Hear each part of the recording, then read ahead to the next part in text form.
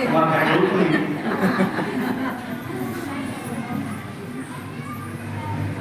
आनंदाची गोष्ट आहे. परमरहस्य ग्रंथला थोर शिवयोग विचार सांगितला. परमरहस्य ग्रंथाचं पारायण का करायचं त्याचं कारण आहे. संत शिरोमणी मनोहर माऊलींनी ही शिवकीर्तन परंपरा आपल्या महाराष्ट्रामध्ये रुजवण्याचे पहिले संत म्हणजे मनोहर स्वामी. आपल्या वीरशैव धर्माची स्थापना जगद्गुरु पंचाचार्यांनी केली.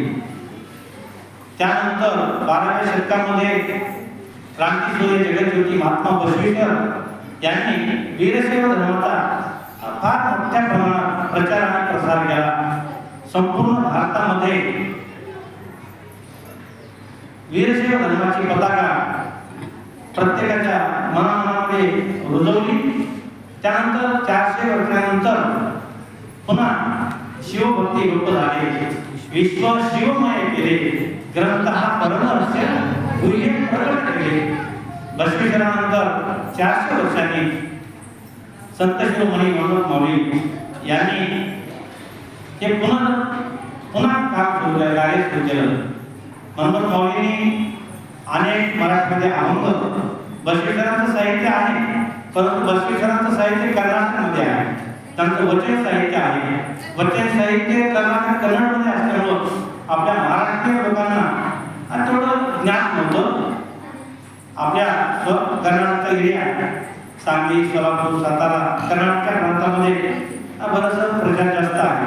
परंतु आपल्या महाराष्ट्रामध्ये मनोहर माऊलींनी ही ज्ञानज्योत लावली. मनोहर माऊलींनी बरेचसे अभंग अनेक ग्रंथ लिहिले. त्यामध्ये परमरहस्य ग्रंथ, शिवानंद बोध असे 4-5 ग्रंथ लिहिले आहेत. आणि त्यानंतर हा परमरहस्य जो ग्रंथ आहे तो कपिलादासांनी लिहिला. कपिलादासांनी भूमी ठाव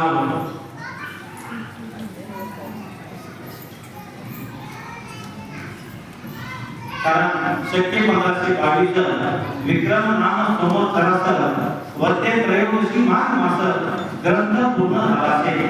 वते त्रयोदशी म्हणजे माघ वतेच्या दिवशी परमरहस्य ग्रंथ पूर्ण झाला. श्री क्षेत्र कपिलादासांनी पूर्ण केला माऊलींनी. आणि त्या ग्रंथामध्ये काय आहे, त्या ग्रंथामध्ये कोण्या राजाची कथा नाही, कोण्या एखाद्या भक्ताची कथा नाही. संपूर्ण पहिल्या अध्यायापासून ते 17व्या अध्यायापर्यंत वीरशैवाचं लक्षण कसे असावे, वीरशैवाचा आचरण कसा असावा, वीरशैवाची धर्म नीती कशी असावी, गुरु कसा असावा, लिंग कसा असावा, जन्म कसा असावा, वीरशैवाची जी पंचाचार्यांची निर्मिती आहे ती कशी झाली, त्यांचे नाव काय, त्यांची कर्ता काय, त्यांचं ध्वज कोणता, हे सर्व माहिती परमरहस्य ग्रंथामध्ये आहे.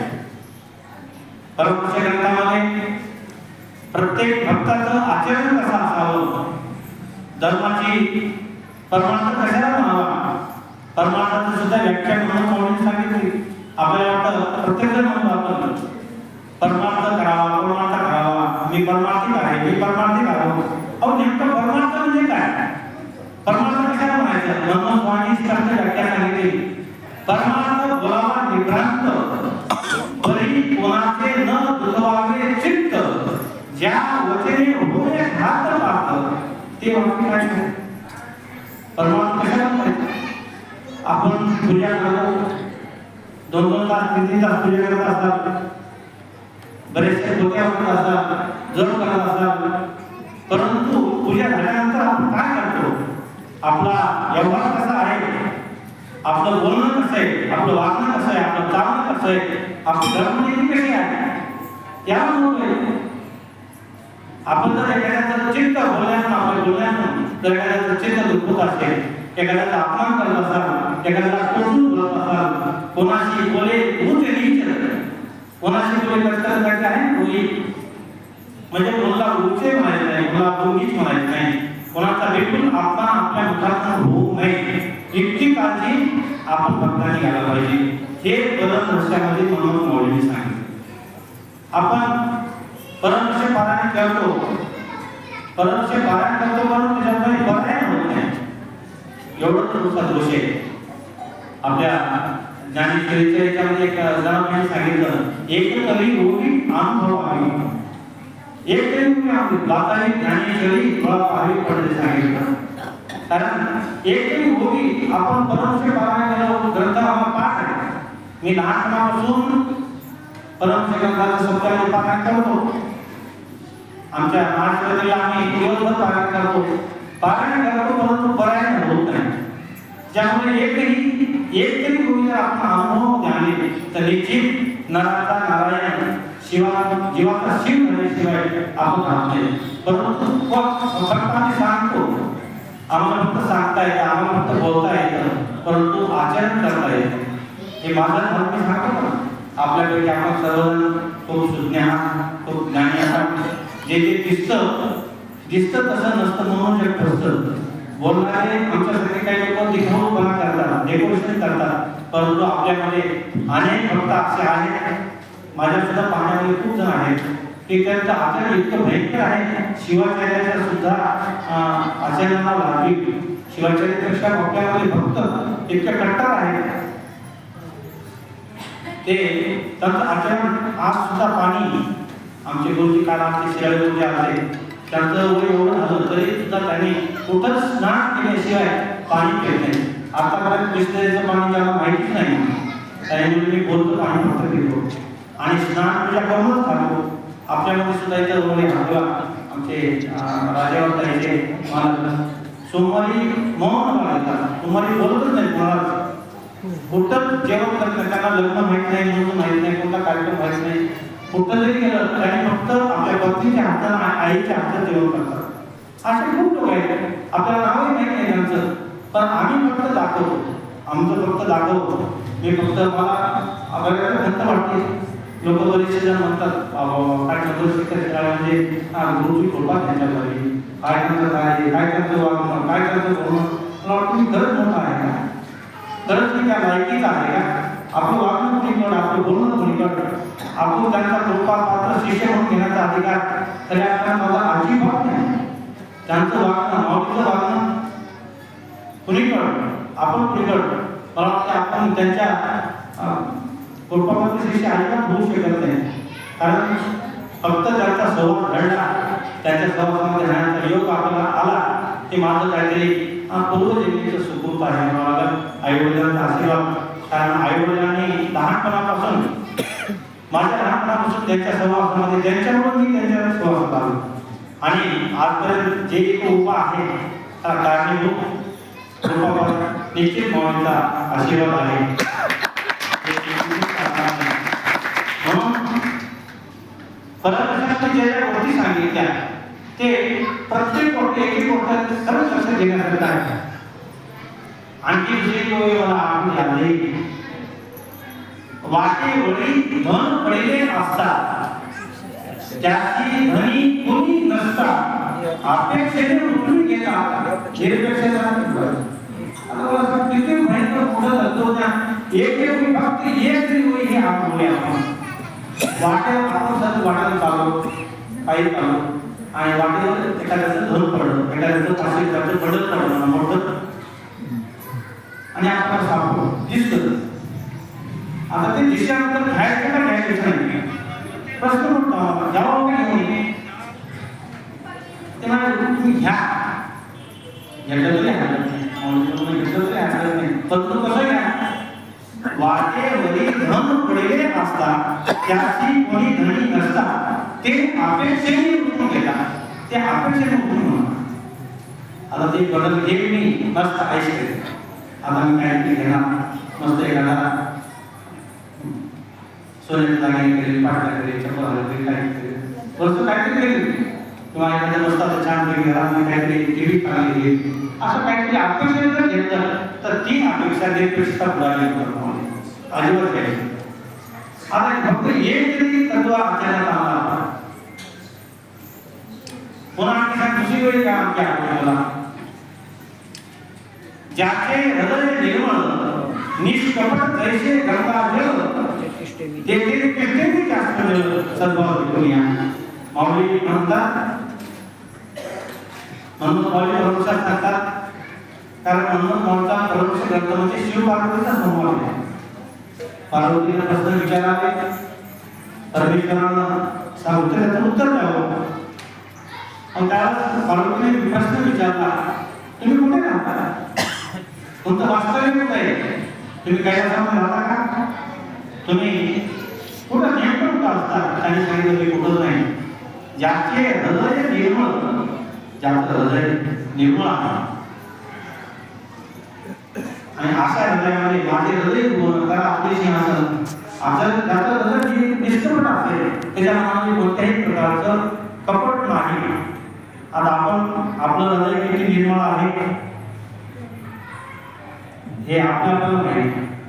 आपण करावं, आपण करावा विचार कारण सांगायचं तुम्हाला आपल्याला माहिती आहे. आणि आपण निश्चितच इथं ज्या अर्थी आला त्या मार्गाने आपण मार्ग जवळ जावं, त्या वाटेनं जाण्याची आपली मार्गाने चालू विचार आहे. कारण त्याच्याशिवाय येत नाही ना. इथं जे आपण आला ती मानसिक तयारी ठेवला, आपल्याला काहीतरी त्या मार्गाने जायचे. आपला मार्ग निका म्हणून मार्ग कसे हक्का आपण म्हणून माऊलीने ज्या मार्गाने निका मार्ग सांगितला. आता निका म्हणजे काय ते आपल्याला बाहेर माहिती आहे.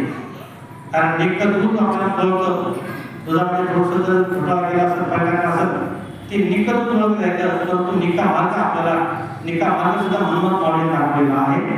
निका प्रत्येकाला आवडतो, पण त्या मार्गाने आपल्याला जायचे.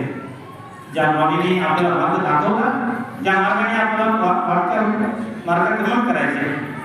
का करायचे? कारण आपल्याला इच्छित स्थळी लवकरात लवकर पोहोचायचे. आपण प्रवास सुरू झाला, प्रवास केव्हा सुरू झाला? आपण ज्या जन्मले म्हणजे आपला प्रवास सुरू झाला. कुठपर्यंत प्रवास चालणार आहे आपला? मृत्यूपर्यंत.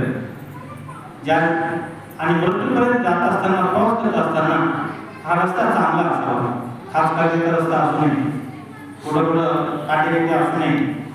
त्यासाठी हे पूर्ण माहिती, रस्ता अगोदर माहिती पाहिजे आपल्याला.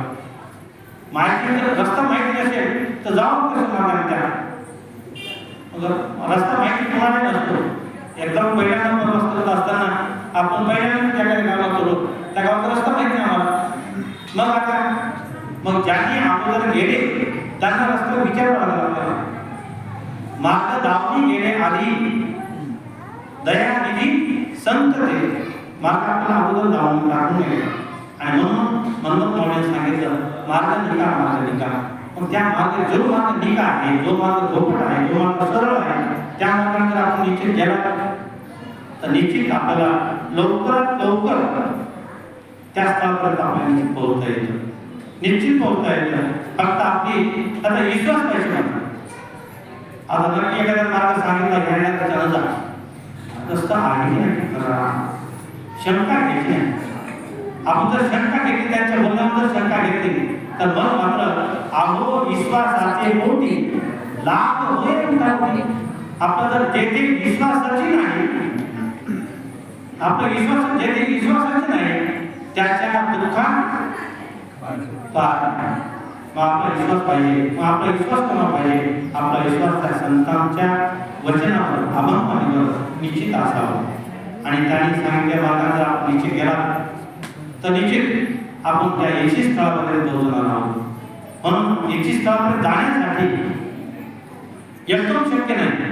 ते म्हणतात ते स्थळ खूप लांब आहे. तितक्या लांब जाणं कसं शक्य होईल आपल्याला? आपण सामान्य माणसं, आपण संसारिक माणसं, आपले लेकरं बाळ, संसार म्हणजे स्वयंपाक करणं ते महाराजांनी करावं, संतांनी करावं. त्यासाठी संसारात राहून कसं करता येतं? कारण एकदम कोणतेही होत नाही. म्हणून माऊलीने उदाहरण दिलं, परमेश्वराने सांगितलं भानू निमिषे पैठडे. हे सूर्य उदय होत असताना एकदम उदय नाही.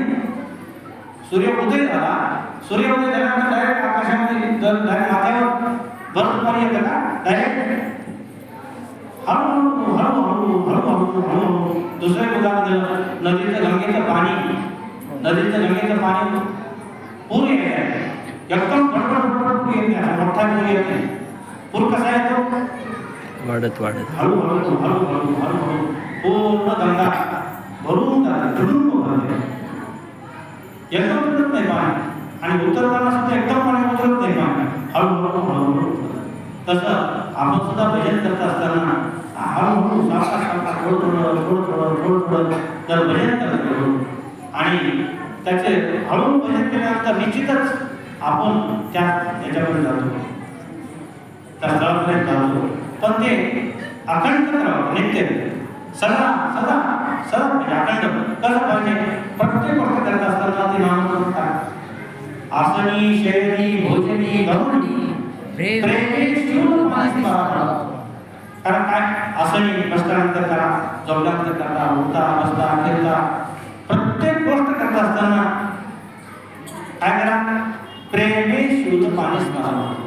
आता याच्यामध्ये नुसतं नामस्मरण करणं हेही महत्वाचं नाही, त्याच्यामध्ये सोबत जोडले एक औषध सांगितलं, शिवनामाचं औषध सांगितलं आणि त्याच्यासोबत प्रत्येक सांगितलं, ते म्हणजे प्रेम. कारण प्रेमाशिवाय कोणतीही गोष्ट साध्य होत नाही. प्रेमाच्या अंगी तर पार्वतीचा पती न सोडी संगती प्रेमाची. कारण प्रेम पाहिजे. नुसतं औषध घेताना लोक जात नाही. पत्ते सांभाळता मोक्ष येईल आता. पत्ते जर सांभाळलं तर मोक्ष हाताला येतं. नुसतं औषध घेतलं, खोकला लागला औषध घेतलं आणि मग चिंच खावा लागली, आंबाच खावा, आंब्याच्या दिवसामध्ये आंबे आले, कैऱ्या खावा लागल्या, तर खोकला कसा जाणार? त्यासाठी पत्ते सांभाळावं लागतं. आणि पत्ते म्हणजे दुसरं काहीच नाही. आपल्या वीरशैव धर्मामध्ये सगळ्यात महत्वाचं जर काय असेल तर फक्त आचरण महत्वाचे, नामासोबत आचरणही महत्वाचे. ते म्हणून म्हणून सांगितलं, आचार मार्गाचे ठाई राव रंक सारखाची पायी, मार्ग चुकता आग्रे स्थळी येई नीच पदाशी. किती आवड आहे. आचार मार्ग करत असताना, आचार मार्ग जात असताना कसं राहावं? कोणी असो, श्रीमंत असू द्या नाही तर अतिशय गरीब असू द्या. एखादा पैशावाला आहे म्हणजे त्यानं कसं वागतं ते जमतं का? त्याच्याकडे पैसा आहे, गडगडचा पैसा आहे आणि गडगड श्रीमंतवाले माणसं देवाच्या जवळ जातात. गडगड संपत्तीवाले पैशावाले माणसंच महाराजांच्या फार जवळ जातात. मोठा हात घेतला की महाराज या म्हणतात. काही महाराज सगळे नाही. देवाला फक्त आपली भाव भक्ती पाहिजे. म्हणून आचार मार्गाचे ठाई राव रंक सारखाची पाही. राव आणि रंक, गरीब आणि श्रीमंत, त्याचा कोणत्याही प्रकारचा भेदभाव नाही. आणि मग कोणी असू द्या, गरीब असो श्रीमंत असो, त्याचा जर मार्ग चुकला तर निश्चित तो खाली दिवस ते कार्य करत नाही. मार्गे चाले तो पंचांग बोली. मार्गे चाले तो पंचांग बोले. अमार्गे वर्ततो श्रम. जो अमार्गे वर्तन करेल, जो आचरण घडत होईल तो श्राप सांगितलं. आणि जो आचरण करेल, योग्य आचरण करेल तो पंचांग म्हणजे प्रत्यक्ष देव, प्रत्यक्ष महादेव, प्रत्यक्ष शिव आहे. काय परमेश्वर सगळ्यात मी परमेश्वर खरंच करतो. एकदम साधा आचार करण्यासाठी सोपा आहे. आणि जर मला जरी म्हणला मी परमेश्वराचा अर्थ करतो तर भल्या मलाही थोडासा हे करतो, काहीच समजलं नाही. आणखी खूप पारायण केले परंतु त्यातलं व्याकरण काही समजतच नाही. त्याच्यातले 19 तत्व सांगितले. कोणते तत्व, कसे तत्व, ते बारकाईनं ओंकार, ओम नमः शिवाय हा मंत्र कसा तयार झाला? व्याकरणाच्या भाषेमध्ये मी मराठीचं एम.ए. झालं तरी मला मिळालं नाही. महाराज बोलले होते मला काय एवढं सार ग्रंथामध्ये इतकं भयंकर म्हणून सांगितलं. नावच आहे परम रहस्य. खरंच ते रहस्य कुणालाही उघडत नाही. आपण प्रत्येक अनुष्ठानामध्ये नेहमी परमहंसाचं पारायण करायचं. नेहमी त्यांच्याजवळ परमहंस असायचा, एक वही असायची, पेन असायची, पुस्तक असायची आणि सतत लिखाण म्हणजे त्यांचं परमहंसावर लिखाण सतत करायचं. तरी म्हणायचं मला काय परमहंस समजलं नाही. आता माऊली सरकारने अख्खं आयुष्य अख्खा देह दिला, ते जर म्हणतात मला परमचे काही सांगणार नाही तर आमच्यासाठी मानवाची काय गरज? म्हणून परमहंस ग्रंथ किती श्रेष्ठ आहे, किती महान आहे, त्याच्यावर शंका घेणं हे तर आपले जे बुद्धीच्या बाहेर शंका घेऊ नये. कारण आमच्या आईने सांगितलं तुझा बाप तो आहे, विश्वास ठेवावा. आमच्या आईने सांगितलं तुझा बाप तोच आहे, त्याच्यावर विश्वास ठेवावा. आमच्या गुरुमाऊलीनं अख्खा आयुष्य परमहंस अभ्यासामध्ये परमहंस पारायण करा, परमहंस पारायण करा. तुमची जी इच्छा असेल ती इच्छा पूर्ण झाल्याशिवाय राहणार नाही. कारण परमहंस ग्रंथात सांगितलं पुत्र इच्छा धरणी म्हणी तत्पर होती परायणी त्याची भगवानी. जे परमहंस ग्रंथ जे करतात पारायण करतात त्याचे संपूर्ण इच्छा 100% पूर्ण होतात. आता आपण काही जण असतात मी बऱ्याच दिवसापासून परमहंस पारायण करते, परमहंस पारायण करतो, आणखी काही कसं नाही. पण कसं भावे त्यामध्ये भाव पाहिजे, भक्ती पाहिजे, विश्वास पाहिजे. ते जोपर्यंत भाव आपला होत नाही, जोपर्यंत आपलं विश्वास राहत नाही, तोपर्यंत कोणती गोष्ट साध्य होत नाही. साध्या दगडावर सुद्धा तुम्ही देव म्हणा, दगडाला जर देव म्हणा तर तुमची निश्चित इच्छा पूर्ण व्हावी. आपण जयंती पूजा करतो ती कशाने करतो? म्हणून थोडासा विश्वास राहायचा, विश्वास ठेवा त्या गोष्टीवर. आणि ते माऊलीने सांगितलं, आप्पा सांगायचे, नेहमी सांगायचे, तुम्ही करत नाही मग मी खूप सांगतो तुम्हाला, फक्त विश्वास करा. आमच्या तुळजापूरमध्ये आप्पाचं अनुष्ठान होतं आणि अनुष्ठान असताना अनुष्ठान पूर्ण झाल्यानंतर आप्पा 1-2 दिवस तिथं माझ्यापाशी थांबले आणि शिवरात्रीच्या दिवशी प्रवचन झालं. प्रवचनामध्ये सांगितलं आप्पांनी, तुम्हाला एक उपाय सांगतो, गोष्ट सांगतो, तुम्ही तुम्हाला जमलं तर करा, प्रयोग करा. कोणता प्रयोग? फक्त झोपेतून उठल्यानंतर सकाळी मांडी घालून बसा, मांडी घालून बसून फक्त 21 वेळा ओम नमः शिवाय, ओम नमः शिवाय, ओम नमः शिवाय असा जप करा, फक्त 21 वेळा. आणि किती दिवस करा? फक्त 21 दिवसच करा, फक्त 21 दिवस. आणि त्याची तुम्हाला जर काही त्याचा परिणाम झाला, तुम्हाला जर काही अनुभव आला तर 22व्या दिवशी करा, नाही बंद करा.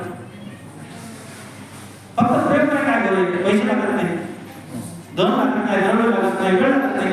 सकाळी झोपेतून उठल्यानंतर अंतरणावर मांडी घालून बसा, आपलं जे आराध्य दैवत आहे त्याचं स्मरण करा आणि फक्त नामस्मरणाचं मनातून करा, चिंतन करा. ओम नमः शिवाय फक्त 21 वेळा, जास्त म्हणायचं. प्रयोग करा आणि बघा प्रयोग करून जर काही प्रॉफिट झालं, काही आपलं साध्य झालं तर काही हरकत नाही करायला. कारण त्याला काही लागत नाही, पैसे लागत नाही.